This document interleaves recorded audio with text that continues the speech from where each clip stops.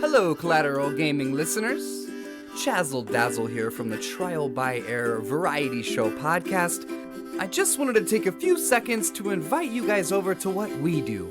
No, it's not video games, but we do invite really awesome and unique bands from all over the world. We dig deep into their souls and find really cool stories to tell you, and there's tons of music every week, so subscribe to us wherever you subscribe to your podcast. We look forward to having you. I'm Ashley Chancellor. And I'm Zachary Gio. This is Collateral Gaming.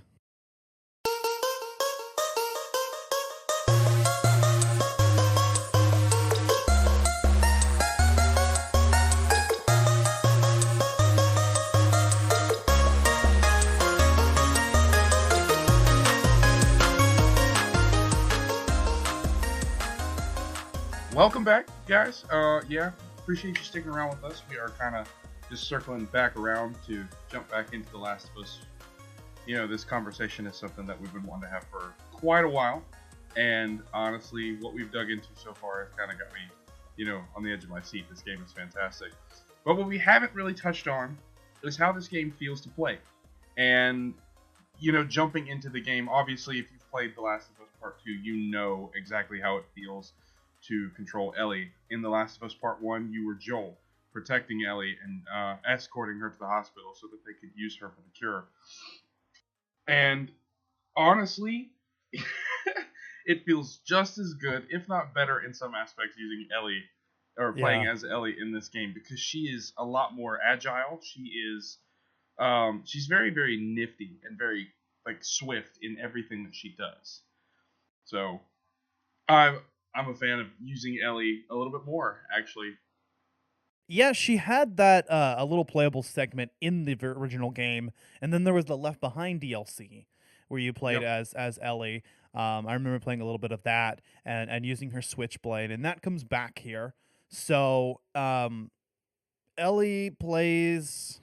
I mean, the gameplay is pretty similar to The Last of Us Part 1 as far as just general gameplay. I mean, it's a linear storyline. You are moving from one place to the other. You're not really going back unless a particular chapter has you backtracked through somewhere, which does happen. Yeah. Generally, either Ellie or Abby at different points in the story are accompanied by different people, like Dina or Jesse or Lev or Yara. So we do get some of that gameplay that we had in the very first game where Joel was accompanied by Tess or Ellie. And so you have that dynamic of the AI character who's actually generally pretty useful and shouts out, like we said earlier, shouts out other enemies to you. So that's nice. We've still got, the collection of weapons over time. We've got the survival aspect where, there's limited resources available, especially, particularly in the harder difficulties. You really have to manage your resources. We touched on before how this game does encourage you more to play stealthily so you can conserve your resources. And I will say that I feel like this game is a little bit harder than the first one. Oh yeah, most definitely. The only thing I would say that's relatively easier about this game, and it's only when you're playing as Ellie, is Ellie has her switchblade. And so if you're careful enough, you can take out all of the infected via stealth. You can come up behind them and stab them in the throat. But once you get to the segments where you're playing as Abby, you have to go back to the way you did it in the first game, and you have to craft shivs, dude. And oh my gosh, I love that, but I also hate it because it forces you to play stealthily, yes, but you have to play stealthily in more than just sneaking up behind them and stabbing them in the throat. It adds a level of skill, but just pure skill. If you can find different ways to get through certain areas and take out, like the hospital as Abby. Oh my god, that was pretty difficult. Yeah, 100%. Oh my gosh, that whole ascension and descension with Lev, that whole part where you're trying to get to the hospital. Oh my gosh, man, there's just so many infected that you have to get through. It's honestly, that's one of the most, aside from the island where the Seraphites are, that's one of the most well-designed and well-laid-out parts of the game. just because of the different levels, the different amounts of infected that are throughout the whole area. And the way you have to traverse is just absolutely brilliant. There's a lot of spots where you have to watch your balance. There's a lot of spore segments.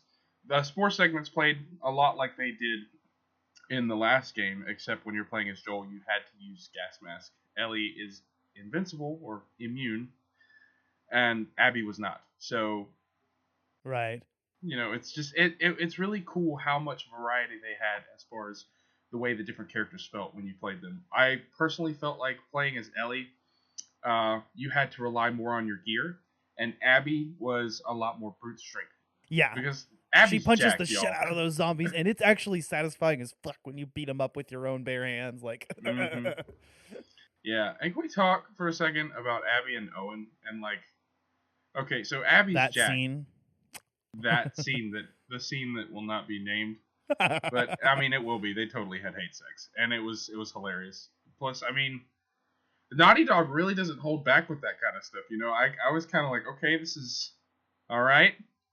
Oh, Yeah, and Abby's such like a muscular character that it's really interesting. Oh my god.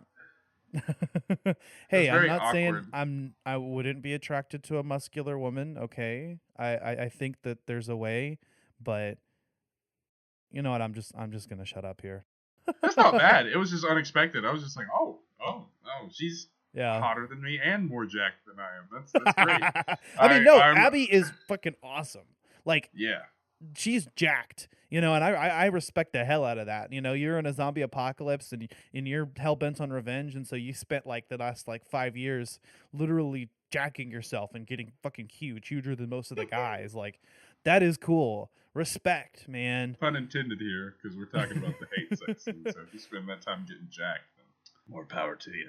But no, it was very interesting to me to see how they, you know, implemented that into the story, because I knew at some point they were going to throw something like that in with Abby and Owen.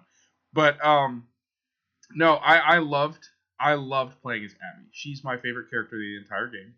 Can't even lie there. Her parts in the game were a lot more satisfying and a lot more fun. Now, don't get me wrong, I loved playing as Ellie, but playing as Abby, you are literally hell-bent on revenge. Both characters are hell-bent on revenge, but playing as Right. Abby, it just feels more brutality and strength-driven, because you are just going to power through everything to get your hands on. Especially when Abby finds out that Owen and was it Mel? Yeah, Owen Mel. Yeah. Owen and Mel are dead because, I mean, Ellie had to defend herself. It's a complicated situation, and then you get to the point where you have to fight Ellie as Abby, and that was kind of hard for me to do because I like Ellie. She you know, like, and I'm sitting here playing as Abby, and I understand how she feels. I understand her frustration, but I don't want to hurt my. You know, I'm gonna go back and say Ellie is still, I think, my favorite character, but I definitely did feel, you know, and it was, and I was mad at her when she left the farm and went to Santa Barbara. You know, like, I was mad at Ellie, like, why are you throwing away your family like that, you know? But obviously, I guess, you know, we said this earlier, she needed to. But yeah, the gameplay as both girls was awesome. There's definitely perks to each. They both play differently. I like what you said about how Ellie, you know, more focuses on gear, and they even have different gear. Yeah, no, I love crafting and working through skill trees that are different from each character, like similar in some aspects, but each character is very unique. Like, Abby's was more focused on like strength and accuracy, while Ellie's was focused on precision and stealth. And I love that, you know, because Abby can be more forward. You know, she's a brute. Like, she's extremely ripped, and Ellie's just like this, you know, slender girl that can just fuck shit up. You know, it's Ellie throws Molotov cocktails, but Abby makes pipe bombs. Yes. Yeah. And I think Abby could craft ammunition as well, which was something that Ellie couldn't do, besides arrows. Incendiary shells, baby. Yeah. Oh, I love the incendiary The shells. incendiary Abby- shells were cool as fuck. Mhm. And then Abby obviously could craft shivs, whereas Ellie did not need to. Both of them could craft silencers. Was that something new to this game? Could you craft silencers in the first game? I can't remember. Yes, you could, but you Okay. couldn't upgrade them to where they could have 5 shots. The max was always 3. Okay. I'm really glad that they implemented that because actually, that's the first thing I craft. Yeah, unless Yeah, I need like generally. med packs or something like that. Well, I no, love for me it's silencers. usually first aid kits because I go through them really quickly. First aid kits are usually first, and then Well, that's silencers. that's what I was generalizing. I was just if I have the first aid kits, the next thing I craft is silencers, just because so I pride myself in my ability to play games like this. I love stealth and I love mastering each and every scene, which Yeah. is why sometimes if You- I do something incorrectly, You would if I do pause something and retry and do it stealthily. exactly, Same yes. here, brother. and I would try to do it with using the least amount of gear possible. Yeah. It's like there's one part at the very end of the game where Ellie goes back to Santa Barbara and she encounters this group called the Rattlers. Which, by the way, shout out to Logic because he's in this game and Is he? The very end of the game where she gets caught in that trap and then she swings into the tree and gets stabbed into the side. Right. And those two guys come up and like, whoa, we got a live one. And the other guy's like, damn, this bitch is fucked up. That's Logic. Oh shit! I didn't even realize. That's crazy. Yeah, that's crazy. It blew my mind. And I was watching it with my friend Avery yesterday, and he saw that. He's like, wait, is that? I was like, yes, it is. It's really awesome. And I had to look it up just to confirm it, but that's him. He's there. The Rattler scene is cool because I got through almost all of it stealth. Like I got into the house on stealth. There's a certain point right at the end though where I think that stealth just isn't possible. Like there was absolutely no way. Every time I replayed that last segment right before you go through the door and you release the prisoners, I just always ended up alerting people. And so eventually I just was like, fuck it. And then eventually I found out I could just run through and kind of ignore them. And I think I did do that. And I think maybe that's what you are supposed to do because you just get so overwhelmed. They did a really good job with this game as far as maintaining stealth. But they also made it more difficult. You know, they made it more realistic. If you were smart about what you were doing with your gameplay and how you were moving, traversing, enemies could spot you a lot easier. They could actually use auditory senses to locate where you're at. It's like, I think it's over here, or something like that, you know. Enemies were a lot more responsive to your movements and what you were doing as opposed to the previous game, where they kind of, you know, in the first game, they kind of resembled, you know, just dumb henchmen everywhere that weren't paying attention. They were just like on a dime. Yeah, and Getting the paid. Seraphites, dude, like having and they have their own like whistling system, and trying to decipher what those whistles mean. Yeah, usually if somebody fires a shot, or if you fire a shot, you're just gonna hear. Yeah, and it's just dude, that's terrifying. It is so terrifying. The first time you encounter them, and when you're playing as Abby, and you have to go back to try to find Lev's mother, but you're going with Yara because Lev took off on a boat. Lev just kind of dips and he heads for the island. That whole sequence was terrifying. One, it was really difficult getting onto the island, and once you get to once you get to their tent and you realize that Lev had to defend himself against his mother, it's just it was heartbreaking. It was very heartbreaking. Like there are so many points in this game where it just made me cry. You know, I had to take a moment and pause it, and I had to like put my hands on the chair, and I just had to take a deep breath, and I was just like, yeah, this game do be like that. And even whenever you beat it, you're kind of there's just kind of this sense of like you're kind of sitting there watching the credits, and you're like, okay, like I just went through that, you know. Mm-hmm. This is not a game for the faint of heart. No, if you're going in this just to like have fun, now granted, of course, video games are supposed to be fun. Video games are supposed to be a way to like escape reality. But there are also video games that make you think deeper about your life. And this game makes you think about what you're doing with the people around you. And the choices that you make affect those around you. Yeah. Such as Ellie choosing to go to Santa Barbara, losing her family. Abby choosing to go through with the fact that she knows that Joel killed her father, possibly preventing any chance of a cure, and so she murders him brutally in front of Ellie, which causes this whole game to spiral out of control. And so it's kind of a lesson in the butterfly effect, you know, like whatever you do, it has consequences, and seeing it from both perspectives is just incredible. Oh man, you look like you got something you got on the edge of your tongue. Yeah, I guess I was going to say what's interesting about The Last of Us and its sequel is that the games they focus on telling a story. And that seems to be the primary component here. And obviously we have a lot of games where making a game is kind of the focus. Usually the focus is more on something that's fun for people to play. Take Zelda for instance. Zelda has always prioritized gameplay over story. The Last of Us, in a strange move for a video game, almost prioritizes story over gameplay. And that's not to say that the gameplay is lacking at all, but it's just to say that the gameplay is built around the story and it's very compelling. I mean, it feels like you are playing a movie. And that's something we said in our first review, is this is a movie quality story. And that's something that's relatively new in the gaming industry, right? So I like that not only are they telling a movie quality story, but they're telling a hard story. I mean, it makes sense that the Last of Us series that they're developing is going to be on HBO. This is a very, gritty, dark, adult tale. It's mature. And it's like we said before, the game is supposed to make you feel uncomfortable. So I really got to hand it to Naughty Dog. And I guess that's why this game gets so much criticism. Because we hear criticism like, for instance, Mass Effect 3. People didn't like that game because of the story. And I'm kind of like, well, there's more going on there than just the story. You're going to hate a whole game just because of an ending, right? But The Last of Us, it makes kind of sense because that's what they're doing is crafting a story. And so people that don't like the story are, well, they're going to hate the game. So I understand why. I don't the criticisms, again, like we said before, don't make sense to me. I feel like I've not yet to hear an actual good argument for someone who says that the story was written badly. Exactly. Like, my first thought is, hey, write a better one yourself. Because this one perfectly ties into the end of the first game. The end of this game leaves you with the same peaceful sense of dread.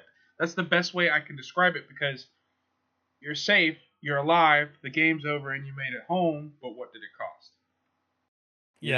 Like Joel essentially gave his life for Ellie's. He went in there and saved.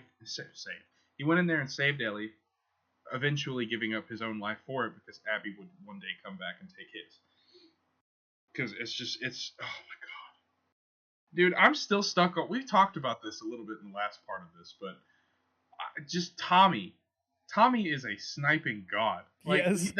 that joke was so crazy when you're running through the I guess it's like a mall or like a store area, and you're running through the door, and Manny's talking to you, and then all of a sudden his head just gets blown out. Yes, bro, I was just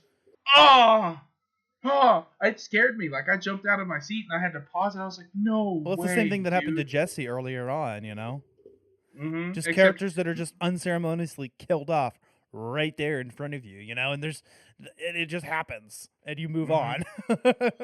Yeah, honestly, Jesse's was not nearly as gruesome as Manny's, though.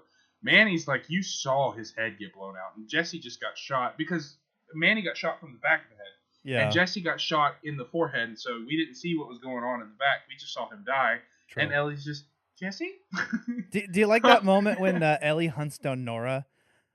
That was crazy. Dude. She was brutal. Like, she did not give a fuck. She was like, and I guess she got the information out of her somehow. Oh yeah. I mean, when you're beating somebody senseless with a metal pipe as they're choking to death on spores, there's really not much you can do except, kind of feed that information for a quicker death.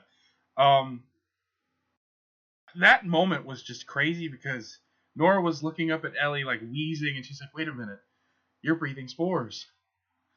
You're her. I was just, I'm her. I'm like standing there with a pipe. I'm like, yes, I am. You ready to die? You realize in that moment what lengths Ellie was willing to go through to get her revenge, And you see her you see her get consumed by it. And at first, Dina's supportive and is like, yeah, like if if that happened to me, I would be in the exact same position as you. I would want revenge. And then throughout the story, you see where Ellie starts to prioritize that above everything else, leaving Dina there by herself and going after Abby instead of rescuing Tommy. And then, finally by the end, leaving her family behind, leaving Dina and JJ and their life behind, knowing full well that they may not be there when she gets back. Mm-hmm. I mean, it's just the choices we make, the sacrifices. Right. Okay, I do want to do a little quick shout out for a very special thing in this game that really just captured my heart. And I think you might know what I'm talking about because I'm a huge music nerd. Okay. And so I really liked where they were holed up for most of the game. The theater was a really, really awesome location. Yeah. And the first time you go into the theater, Ellie walks to the back of the stage and she finds a guitar. And Ellie plays guitar because Joel taught her. And there's a very, very, very special scene that I hold very dear in my heart where she literally performs all of Take On Me in front of Dina. And that scene's so beautiful. I think that was before the theater, but I know which scene you're talking about. Yeah, it was before the theater. But the reason I am talking about the theater is because you can literally go in there and pick up the guitar and use the pad on the PlayStation 4 controller to strum the different chords on the guitar. Oh, yeah. And you can literally sit there for hours and just play the guitar, practicing. I've seen some compilations and things. I've seen make videos on YouTube of really playing need to dig. cool songs. Are they like people they're actually playing songs? Yeah, I need to I've go seen through and people look. take songs and play them on the guitar in The Last of Us. Kind of like how people would do that with the Ocarina and Ocarina of Time. Oh, dude, you know I actually had an Ocarina of Time for a long time. Like I actually went on Amazon and I bought a legitimate Ocarina of Time that was made of glass and everything. Oh, badass, dude! I've had a couple ocarinas, but I never had an actual sweet potato ocarina. I always had the little small 4-hole ones. That's what he said. Sorry, this is terrible. Oh man. So okay, now I guess I can kind of ask you some questions here, Ash. They're kind of popping in my head. If you had to choose one specific infected encounter throughout the game, what would it be and why? Infected encounter? I would say the Rat King segment was really cool. Just seeing this gargantuan thing, I can't lie, man. Yes, that part was hard. I actually died several times going through that, and it was rough. That fight was difficult because I think I was on the difficulty right below grounded. Okay. Well, it was like Survivor or something like that. I stayed on the regular, the normal medium difficult. Dude, I allowed Except my second heart. playthrough. Yeah, I allowed my heart to be brutalized by that game, and I loved every second of it. But I can't even lie, man. For anyone who's seen World War Z, you guys know the zombies in that movie are crazy and they run, and they're basically like rabid humans in that movie. It's kind of wild. Yeah. But dude, the beginning of this game. Yeah, I know what you're talking about. With Abby. Oh my God! This is when she meets Joel for the first time. She runs into a horde. Yeah, that was insane. That was so hard. She is sprinting for her life while all of these infected are just chasing her. It was, dude, I was legitimately scared for my life playing this part of this video game, and I was just, I died a couple of times just because I didn't know where to go. They made it really difficult for you to find out, and so if you did it successfully on the first try, I applaud you because I did not. I think I died once. There's one part where you're crawling through the fence right before Joel takes your hand and pulls you out, where you're just walking through the fence. You kind of fit yourself in between the fence, and then the walkers or the infected start pushing up on the fence, and you have to get lower and lower and lower until you're on the ground crawling prone. And just when you think they're about to get you, because they're literally right there, Joel pulls them out Joel pulls you out, saves your life, and starts killing infected. And then for Abby to turn around, in that moment when Abby killed Joel, I was like, he saved your life. I get it. He killed your dad, but he killed your dad saving Ellie. He didn't kill your dad. Okay, maybe I am more pro Ellie. Gosh. Oh man. I fell in love with the characters in the first game, and despite all his flaws, I love Joel as a person. And I love the relationship that he has with Ellie, and I love Ellie as a person. She's just so full of spunk, and so seeing your beloved characters have to go through I think at first you kind of are supposed to hate Abby because you Yeah. realize, and the game doesn't tell you right away that she that that her dad was killed. But I think it leaves that ambiguous for at least a good half of it. No, you literally don't really know much of what's going on or why she's doing this. I happen to have known because I had heard a few things about this game prior to it coming out. I already knew about Jill's death, and I already knew who Abby was and why she killed him. So that was kind of spoiled for me. But I tried to approach the story from a new perspective of, understanding these events. And like you, even though I knew why it happened, I was like, yeah, he saved your life. Obviously, this is a good person. But when they went back and they gave you more context and they showed the kind of person that her dad was, and not only that, but understanding that she was fully aware of why Joel did what he did, Yeah. then I understood a little bit better. Yeah, I can agree with that. And honestly, Jerry was a cool dude. Like I liked the segment where you're walking through the wilderness with your dad and you come across this zebra. A zebra, yeah. that is literally caught in barbed wire and you have to like cut it loose, and it just shows you how warm-hearted and kind this man was. And so I can understand Abby's anger. I can understand her desire for revenge, but man, she really brutalized the hell out of it. A golf club and slow torture after shooting the man in the knee with a shotgun. It was just, that whole scene was rough, man. I was in tears, man. Yeah, me too. I don't cry much for video games. I've cried at the sheer beauty of God of War. May's death in the in Spider-Man PS4. I wept like a baby. And this part. Honestly, this game made me cry several times though, just because of the level of depth that they went to in this game. Like, Mel died before she got the chance to have her baby. And Owen's death was really sad because of the connection that you see between him and Abby. Right. Gosh, dude. I know. I get kind of sad just thinking about it, man. It is sad. It really tugs on your heartstrings quite a bit. I think the game did an excellent job demonstrating multiple perspectives to you. Neil Druckmann is a genius. Absolutely. I could not agree. Team at Naughty anymore. Dog really poured their hearts into this. Yeah, and yes, man, I'm telling you, this game is a masterpiece.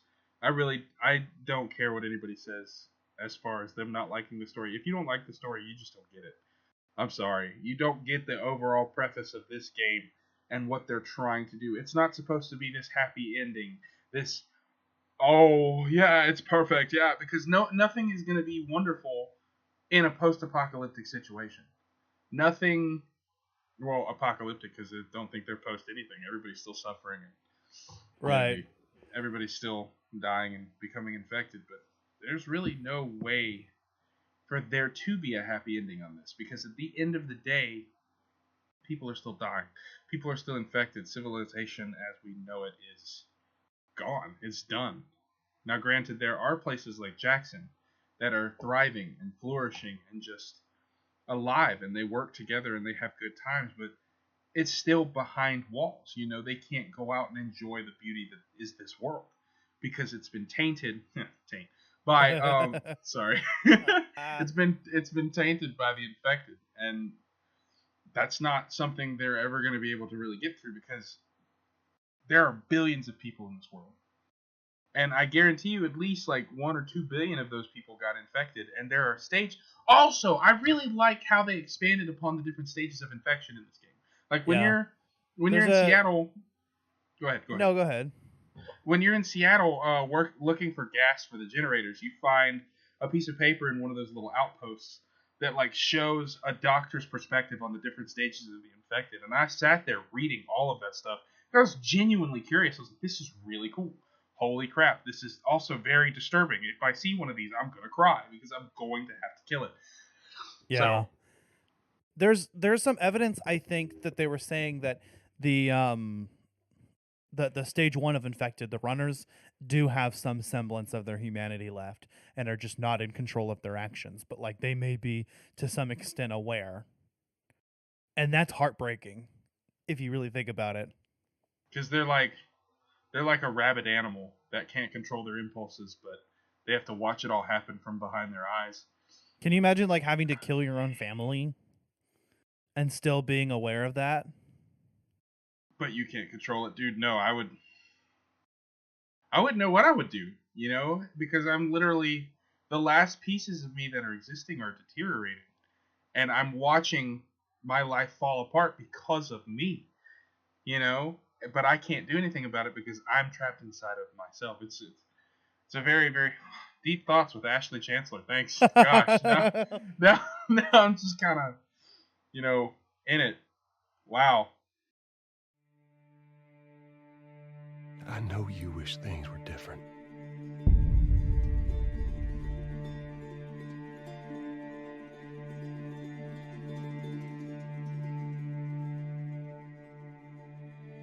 I wish things were different.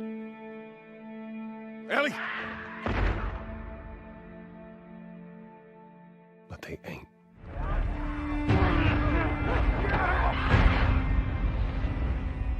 Please stop!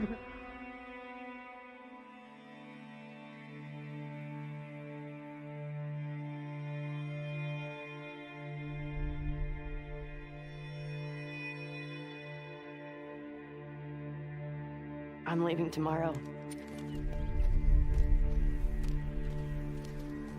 To do this smart, we'd be leaving Jackson vulnerable. So they just get to get away with this? How'd you find us? You can't stop this.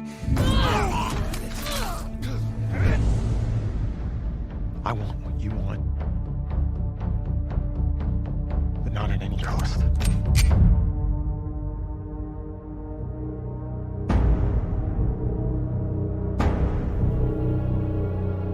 I really hope you make it.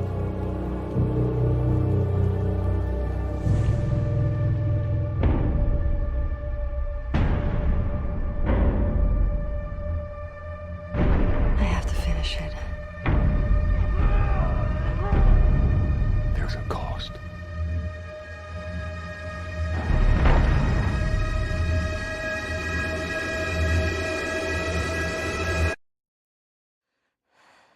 We could have killed you.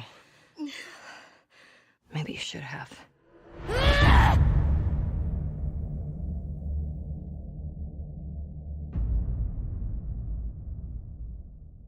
I love all the lore in this game. Like the first game, there are a lot of collectibles and documents to gather, and so you can really, like you said, you can look in the past and see relics of a pre-infected world or of the world right at the onslaught of it or onset of it. Yeah. Yeah, I really like how Abby collects coins. Abby That collects was coins. one. Yeah. That was one of my favorite parts. Was looking for coins as Abby. I think I found all but 2. And when I start, I was gonna actually start another playthrough here soon because I missed that game. I enjoyed it, and it was intense. Like, it was beautifully made.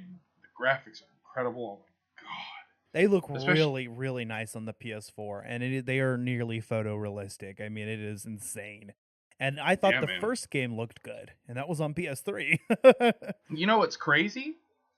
The PS5 is definitely going to have The Last of Us Part 3 because they're going to make a third installment. Right. They've got to. There are so many open ends that could be created. Like, we know that Abby and Lev made it to the where were they going for the Firefly Outpost? They're going to Catalina Island. Catalina, yeah, and that once you beat the game, the sunrise over the coast, it kind of gives you like a sense that they made it, instead of the rain and the boat and just the sadness.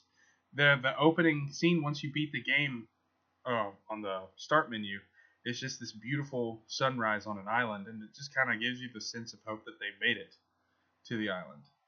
Because Abby was messed up at the end of that game, man. Yeah, she was. She was quite a bit weaker. She was literally in her weakest state. Mm-hmm. And still that fight was amazing. So like like she was forced to fight. how big Oh. and like jacked that she got. was all erased. Like she was reduced to an average, like not even average, like a frail, weak person, Hmm. and that was sad.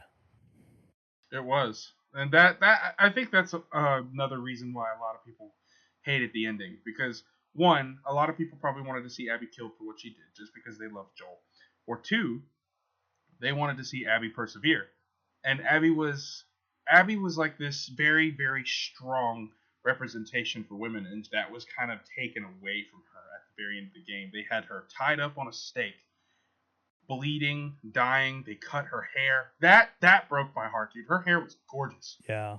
I loved her hair, and they just completely tore it out and cut it. But still, she gave Ellie the fight of her life, and bit off fingers too. That was gruesome, man. And Ellie can't play guitar anymore now. Crazy, dude. Mm-hmm. That's why she leaves it behind. I mean, God, this game just grips you in so many ways. And for people to have gone through that experience and be like, yeah, I just did it, really bewildering to me, because whether you like the events that happen or not, you're not supposed to like them. You're pulled in several directions emotionally. That's that's effective. If a story really got you to do that, then it succeeded. Yeah. If you felt angry about Joel's death, it succeeded. If you felt uncomfortable playing as Joel's killer, it succeeded. If you felt confused at the end, not sure who you wanted to win, or you kind of empathized with both of them and just wanted them to come to some sort of conclusion that where they both felt satisfied, it succeeded. Yeah. And honestly, I think that's what they're going to do with the third game. I think at some point these two are going to meet up again, and it's going to create an even more epic climax to the end of the Fireflies, or the start of something new. High School Musical. I was just thinking about that right before you said that. The start of something new. It feels so right to be here with you. You know what's funny? I watched those 3 movies with my wife recently. I never had really watched them growing up whenever they were popular and everyone else had watched them. So I watched them with my wife, and I actually didn't think the movies were bad. I kind of enjoyed them. I mean, I watched the first one with her because it was a part of her childhood, and I was like, dude, High School Musical's awesome. Do you want to watch the second one?" And she was like, "Okay." I was like, "Let's just watch the third one and cap it off." Okay. We just You want to hear something crazy? You want to hear something crazy? Huh? I've never seen High School Musical 3 senior year. Oh, you haven't? I've seen the first 2 literally countless times. They are amazing, but I've never seen the third one. I think the first one is the best, but the production value, I think, really shot up with the third one. Yeah, I mean, come on, dude. The second one was my favorite. Yeah. Probably just because it took place on a country club, and it was awesome. And for the longest time, I loved Bet on It. Zac Efron's like angry solo on the golf course. I'm not gonna stop that. Who I am. It's kind of an empowering moment, yeah. Oh yeah. But yeah, those movies are great. I just love that little. You want to jump on this here segue with me? We can kind of go back. We just totally went on a High School Musical segue. I love it. Oh man, I love it. That's what we're about. Last of Us. The Last of Us. All right. Well, what about, let's say, like the development history? I mean, we know the game was developed by Naughty Dog, masters of their craft. The geniuses behind the Uncharted series, which is still in development. I mean, still ongoing, and Neil Druckmann was behind that, or at least Uncharted 4. And also the Crash Bandicoot series. So they've really tried a lot of different things. Do you see any similarities? Okay, so as far as similarities between Uncharted and The Last of Us, aside from the camera and the way playing the character feels, honestly, they're 2 completely different series. They are. It's amazing how versatile Naughty Dog is with their ability to create such beautiful content. You know, I never really got into the Uncharted series, but I loved Nathan Drake as a character. I thought that he was brilliant. He's kind of like a very, very quippy young Indiana Jones almost. and I like that. Crash Bandicoot I played all the time as a kid. Literally nothing like these games at all. I guess you're a little bandicoot. If those do those even exist? Are there bandicoots in the world? Do they exist, or is that? I think so. Let's I'll have go. to look it up. I would Bandicoot. say on the Uncharted front, both games are bandicoots do in fact exist. There you go. Bandicoots are a group of more than 20 species of small to medium-sized terrestrial marsupial omnivores in the Paramelomorphia. So it's not an actual creature. It's a marsupial endemic. So it's basically a group of a bunch of different marsupials. That makes sense. That's awesome. So you're just like an amalgamation of all these different little weasels and things. Did you like the little Easter eggs? I think there's 2 PS3 consoles in this game. One in Ellie's apartment, which I didn't notice the first time, and one in the area that Eugene makes his home. And they both have the same games, actually. I think Uncharted. Oh yeah, okay. I was like, it was Uncharted 2 and Uncharted 1. I saw on there, and I think a Crash Bandicoot game, right? Yeah, I tried tinkering around with the PS3 in Eugene's place, but I couldn't do anything with it. It would have been really cool if you were able to turn it on. I did zoom in with the photo mode and, looked at Ellie's collection, I remember. Let's see. Man. I sent it to you. Yeah, there's you sent it to me? I did. I sent you a photo of, actually, no, I sent you a photo, I'm looking at it now, of an anime that was in Ellie's collection that looks just like Bleach. It's called Brave Limit, and I swear the character in the front looks just like Ichigo. He's got the orange spiky hair, and he's got the Shihakusho or whatever it's called, the Shinigami robes. I really like when they go into detail with this kind of stuff in games like this, because honestly, playing those parts made me wish I could, explore all of it and read it. What if Naughty Dog went the extra mile and made it to where you could from The Last of Us 2, go into Ellie's PS3 and play The Last of Us 1. That'd be wild. Well, in Uncharted 4, you could play Crash Bandicoot, so... Wait, really? Yeah, at the very end of Uncharted 4, when you play as, spoiler warning, Nathan Drake's daughter, Cassie, I think her name is. And that's interesting, because that's the name of Johnny Cage's daughter, too. Anyway, you can play... in her room, she plays Crash Bandicoot. Dude, that's amazing. Oh my God. Speaking of Nathan Drake, there's an Uncharted movie coming out. Yes, with Tom Holland, and I am stoked. It's gonna be cool. I'm not gonna lie. I feel like I would have been happier if they did Nathan Fillion because he is perfect for the role. But yes, Daddy likes. I think they're not. Daddy, have you seen that little fan film that he did? No, I have not. Nathan Fillion has played Nathan Drake, and he's expressed support like he wanted to do it.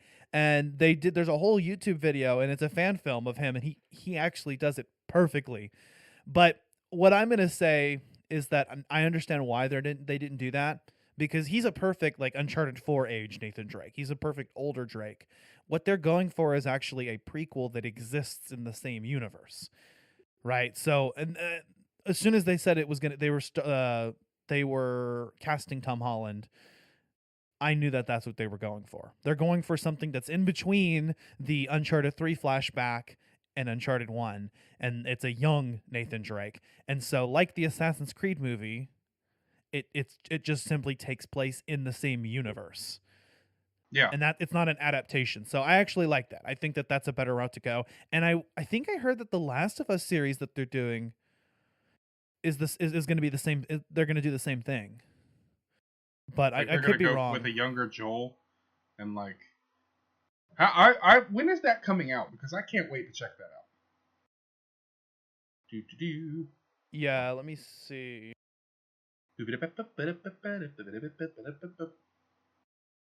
It's coming out on HBO. It says 2021, and Neil Druckmann is involved, I think.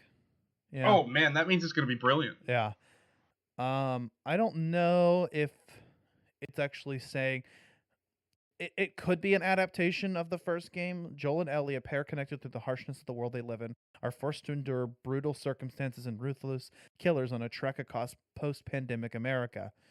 That sounds like the plot of the first game, but it could also totally be an in between the first game and the second game. Okay, I will say this now, since we are talking about this on the podcast. Ash, they need to stay away from a Walking Dead vibe. Yes. I know it's going to be a lot more. I know it's going to be a lot different because if they do it like the actual game, think about it. I mean, come on. The infected do not need to be slow. They don't need to be. I mean, yes, the infected are ugly, like obviously, but they need to. Okay, all right. I know. I saw your face. Let me explain this a little bit. Because you looked kind of confused when I said that. Obviously, the infected are going to be like dead looking. They're going to be grotesque. But the way they do it in The Walking Dead almost seems like very, very, very makeup heavy. Yeah. And in The Last of Us, it looks very real. Now, I get it. This is Naughty Dog's interpretation of what a post-apocalyptic infected person would look like. But they need to stay true to that, and they need to keep it. They need to show all of the different variants of these infecteds in the show. They need to go tit for tat with the game, because if they don't, a lot of people are going to be unhappy. You know, they need to make clear and direct references to the game. There needs to be little Easter eggs that you could spot that stay true to the game. They need to have casting and characters that resemble Troy Baker. And Hugh Jackman needs to be Joel. I'm just putting it out there. It needs to be Hugh Jackman. And honestly, you know, if they were doing this a few years ago, Elliot Page would have been perfect to play Ellie in this. Like, oh my gosh, man. Oh. Dude, Hugh Jackman as Joel, that gave me tingles, dude. That gave me tingles. Oh. Isn't that perfect? Yes, it is. Oh my gosh, that would be perfect. But he's Australian, mate. Evidently, yeah, Neil Druckmann is involved, so we know that they're gonna replicate the feel of the game, and they're gonna make sure that it maintains continuity with that, and or maintains the same feels, right? The same. It's gonna feel the same. It's gonna be the same universe. But also involved in it is Craig Mazin, who was behind the HBO series Chernobyl. He's involved in this. Beautiful series. Let's see. The Gustavo Santaolalla would be returning to write the music. So somebody who is the person who was writing the music for the games already. I know y'all can't see my face, but my jaw dropped right there. Because I'm a huge music nerd, and as I said at the beginning of part 1 of this podcast, the music is incredible. That opening guitar, dude, I was hooked from the very start of this game. Like, it was beautiful. And if they're bringing back the same guy that did the music, I am going to be one happy little camper. The music is good. It's really, really good. Yes, it is. It's so good. Also, apparently there was a film adaptation planned. It had just been in development hell for 6 years, and so that's why they're doing a series now. And I feel like a series will do it justice. We're entering a new world where we're finding out with shows like Game of Thrones that you can have. I know, but take a step back, and regardless of how you feel about the way that it ended, they did a hell of a job with creating a series that felt movie quality. That's what we're looking for. We're looking for seeing TV shows now that are movie quality, and that's new. Like The Witcher. That's a good video game adaptation, or so I've heard. Yes. I haven't actually seen it yet. Oh, brother, you gotta watch it, dude. Oh, Henry Cavill is amazing. He's good. Oh my gosh, that dude. Oh yeah, you need to watch it. I'm having a nerd. Henry Cavill can kind of redeem himself since Batman versus Superman and the entire DCEU sucked. Okay, I will say this. Yes, you are right, but Man of Steel was awesome. I actually liked Man of Steel, and I like Henry Cavill as Superman, and I like Ben Affleck as Batman. I just don't like the way that they were written. See, I was following you a little bit until you said you liked Ben Affleck as Batman. He's okay. I loved hate him. his Batman, but I did not like his Bruce Wayne. His Bruce Wayne was terrible. Yeah. But The scene in Batman vs Superman where he infiltrates the warehouse to save Martha. That is amazing. That is a very Arkham. That is a very Arkham style fight, where he just uses all his gadgets and whatnot to take all those guys out. But I don't want to hear people saying that Batman doesn't kill people, because Bruce Wayne took out some guys in that whole thing, dude. There's no way some of those guys lived through that. No way. There's no way. Batman doesn't kill people, though. That's why Batman vs Superman sucked. Batman's not supposed to kill people. Yeah.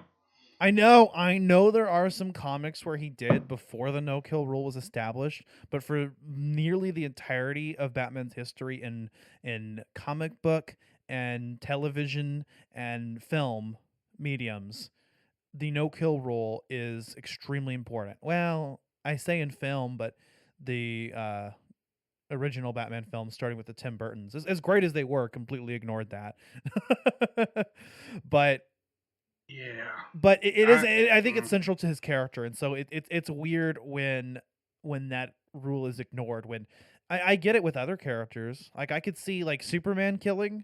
I'm actually okay with that. I don't feel like it's as central to Superman's character. In fact, to me, it's unrealistic. Superman's is like a god. There's no way he wouldn't kill people. Like, dude, he if could not on literally accident. thump somebody. Yeah, he would literally thump somebody and they'd go flying across. Yeah, I'm okay with the head snap in Man of Steel. I'm not okay with Batman killing because that's just part of his character, right? Like, Batman doesn't kill because he can't be the same as the Joker. He can't be the same as the person that killed his parents. And we're going off on another tangent here, but that's okay, dude. That's the beauty of these things, because it all relates back to our love of The Last of Us. But talking about Superman's head snap, I mean, he had no choice. Like, Zod was literally using his powers to almost kill an entire family, and it was either Clark takes him out, snaps his neck, or that family dies. And I'm sure he made the choice in his head: one life for 3. It's a classic trolley problem. Do you take one life to save 3? The trolley problem. You've been watching Your Good Place. Oh man, dude, that show is brilliantly done. Oh my god, the trolley problem made me laugh so hard. And I will say, Ted Danson is a phenomenal Good Place architect. He's a great Good Place architect, and I will watch that movie for the rest of Jeremy Bearimy to come. Or movie, that show. Oh my gosh. But Ash, is it just me, or are we in the good place? I think we're in the bad place, bro. Have you seen 2020? This is the bad place. Oh my forking... What was it? Oh shirt my balls, mother forking shirt balls. This is the bad place. Jason figured it out? Yes, that's... Oh, this is a real low point. This is a real low point. Did you finish season 4? I haven't yet. I haven't finished season 4 yet. I actually just started rewatching season 1 again. But God, it's so good, man. I'm watching other things at the same time. I'm actually watching the Clone Wars now. Since the Mandalorian is awesome and there's some backstory, and I have a lot of faith in Dave Filoni. Now I've started watching the Clone Wars. That's what I've been watching. I've been rewatching BoJack Horseman. I've been rewatching Archer. Got a lot of shit going on. Honestly, Archer, I hated Archer when I first started watching it. And the only episode I watched when I decided that I didn't like it was the episode where he thinks that he accidentally poisons the hooker, and so he throws her in the back of the car. Oh my turns god, out she's alive. Yeah, and then another, and then I started watching it again. That show is spectacular. I love it. I think he goes down to Miami, and he like goes undercover as a gay man. Yes, and he tries so hard. He's got the blonde hair and the lollipop and the roller skates. Phrasing. That was absolutely perfect. Well, yeah, we did just kind of go off on a whole tangent there. Well, shout out to geometry. Shout out. I guess let's kind of get into our final thoughts then. All right. Yeah, I'm down. For me, this game is a 9.8 out of 10. Okay. Damn near perfect. There are some things that I thought would be really cool And honestly, it's kind of the same reason I give Spider-Man PS4 a 9.8 out of 10. And I'll explain. The only thing I wanted to see different in Spider-Man PS4 was more finishers.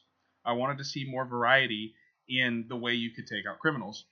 Oh, And I would here- hate having you as a teacher. You'd be that teacher that doesn't give 100 because there's no such thing as a perfect. No. I'm just kidding. I would I'm definitely, fucking if with my you. kids put in honest effort and all of it was correct, I'm not just gonna be that guy. Oh, you could have done so much better.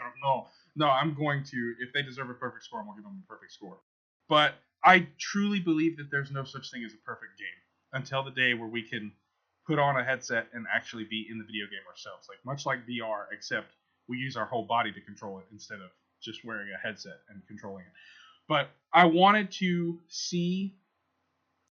there to be more interaction between Ellie and Abby and the infected. I wanted to have more creative ways to take them out instead of just your typical grab them from behind, shove them in the throat, or you have to shoot them. But the story, perfect, absolutely perfect. There's just Like insert the Pacha theme from Emperor's New Groove, right? Oh yeah, insert Salt Bay. Just Or Sully from Monsters Inc. I think both of those are basically the same meme. Yep. Graphics, absolutely perfect. I got to experience this game on the PlayStation 4 Pro. And shout out to Ash for allowing me to download the game and truly experience it in all its beauty. I wasn't confused playing this game, really. I thoroughly enjoyed the way it flowed, the way the characters interacted with each other, the way it constantly had me on the edge of my seat, and the way it got me attached to almost every character in a different way. There wasn't a single character that I truly didn't like that wasn't like a main focus at some part in the story. Like I loved Jesse, I loved Dina, I loved Abby, Lev, Yara, Joel, of course. Everybody loves Joel. Ellie, and Tommy too. I loved Tommy up until the very, very end. And like Tommy was honestly one of my favorite characters. And honestly, playing as Abby, running with Lev, trying to avoid all of his shots, that's one of the most intense parts of the game. Yeah. Because I thought it was a Seraphite. That was just a really good shot. But then you realize that it's Tommy, and when he takes out Manny, that whole sequence blew my mind. But I give this game a 9.8 out of 10. We'll definitely go through it again very, very soon. And honestly, Ash, I think we need to do a Let's Play on it. Yeah, I think that's going to be in the works. So we need to do a Let's Play on the first game first. That's a must. So I absolutely loved The Last of Us Part 2. I think it is a damn near flawless game. I really don't have a lot of criticism for it whatsoever. I can definitely tell that Naughty Dog used their time well in developing this game. I mean, it's been a long time since the first game came out. It was something like 7 years or something, right? The first game came out in 2013, yeah. So Did the first game come out in 2013, or was that the remastered? Because it was a launch title with the PS4, right?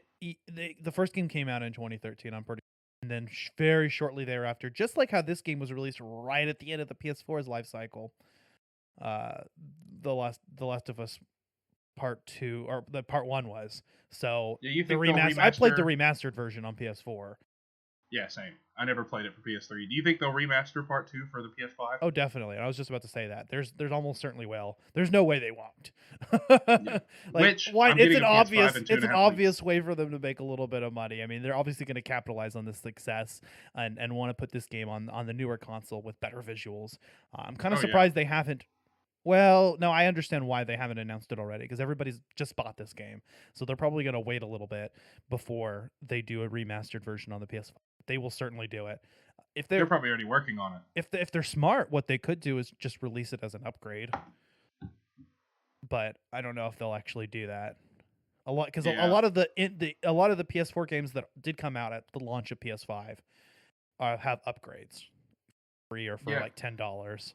So I feel like I should let you know, Ash. I'm getting my hands on a PS5 in about 2 weeks. what? No way, dude. Yeah, man. My friend, this morning, I won't give his name on the podcast, just to protect him. But he's really good at securing stuff, and he flips them for profit.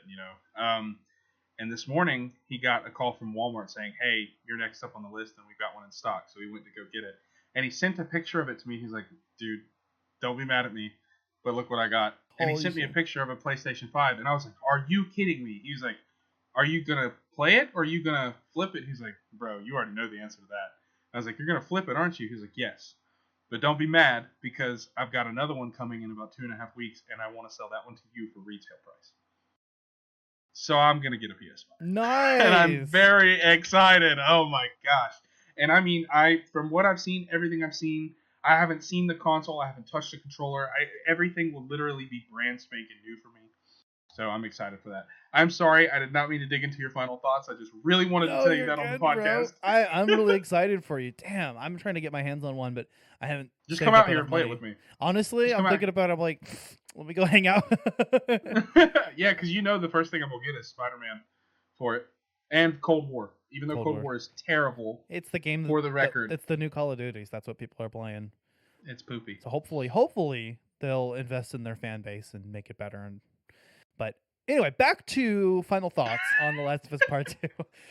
Damn near flawless game. It's an amazing experience from start to finish. I was hooked, just like the first game. I couldn't stop playing. I kept wanting to do more. The only thing stopping me being more impending games for the podcast that we're doing. Yes. That I have to set aside time. And that's the only thing that would hold me from playing this through all over again right away. But I did start a new Game Plus profile. And at some point, we'll definitely do a. Excited about that. It gives us an excuse to get into it. But yeah, no, this game is near perfect for me as well. I mean, if I had to give it a score, it would likely be similar to yours. But I can't really find much to actually criticize about it. I mean, obviously, we could always have more of certain things. That's never gonna not be true. More nudity. Just kidding. I said more nudity, but I was more kidding. Nudity. I mean, just kidding. I'd be okay with seeing Ellie nude. I mean, stop! You're right.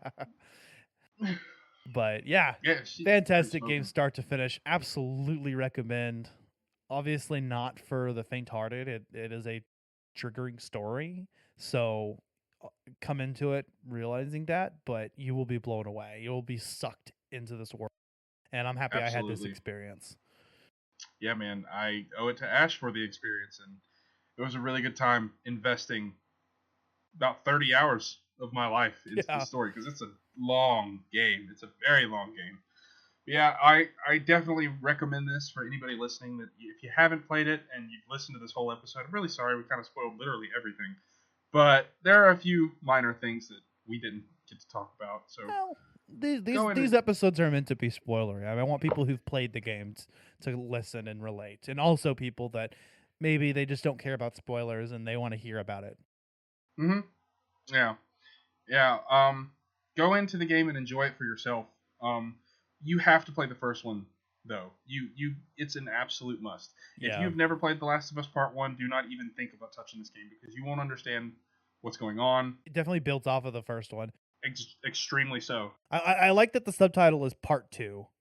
Kind of reminds me of old school, like, 80s slasher films. Oh yeah, man. One quick thing before we wrap it up.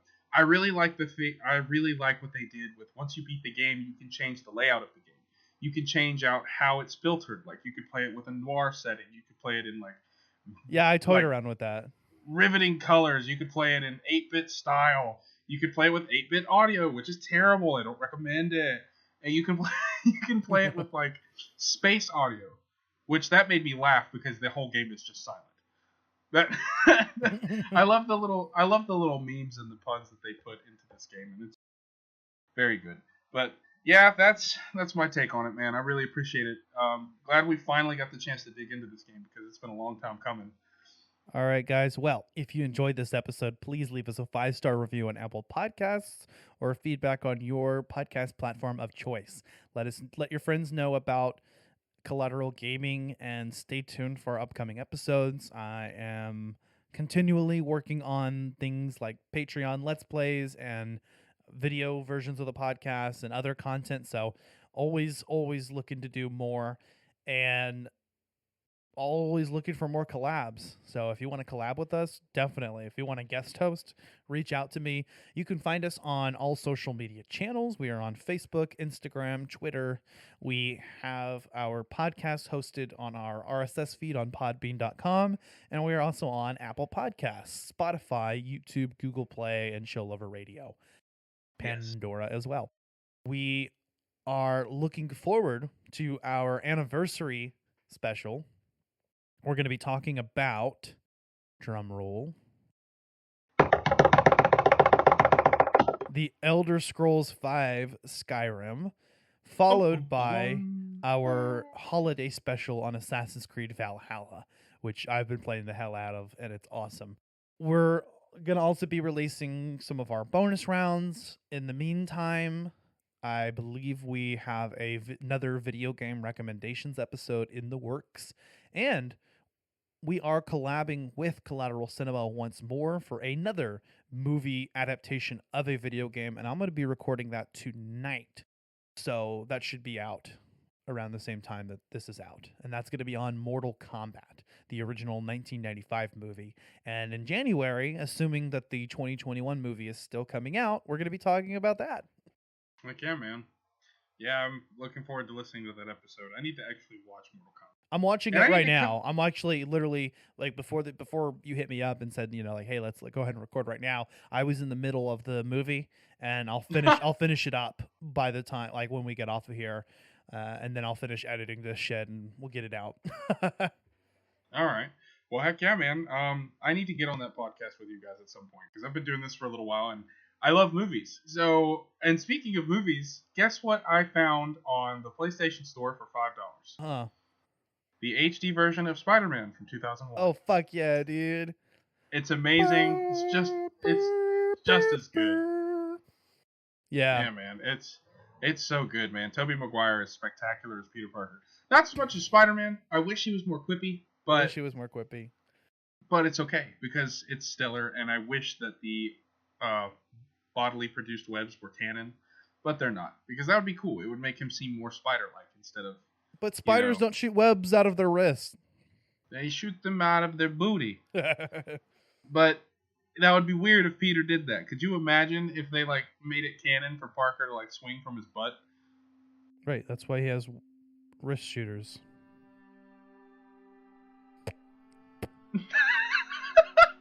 This is true. Okay. All right. Well, on that note, I think that's a good place for us to end this podcast.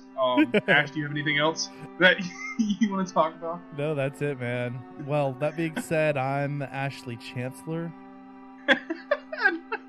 And I'm Zachary Dio. We are Collateral Gaming.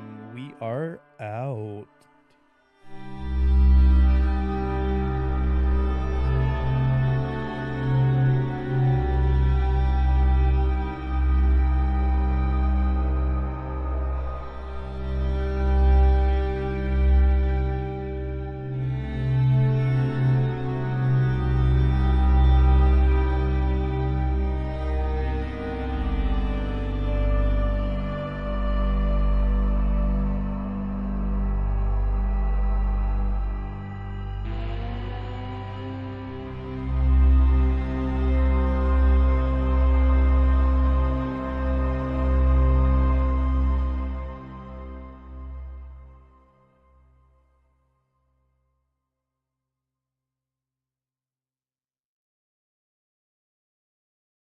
Collateral Gaming is an L Company production. All music and game clips are owned by their respective creators and are used for educational purposes only.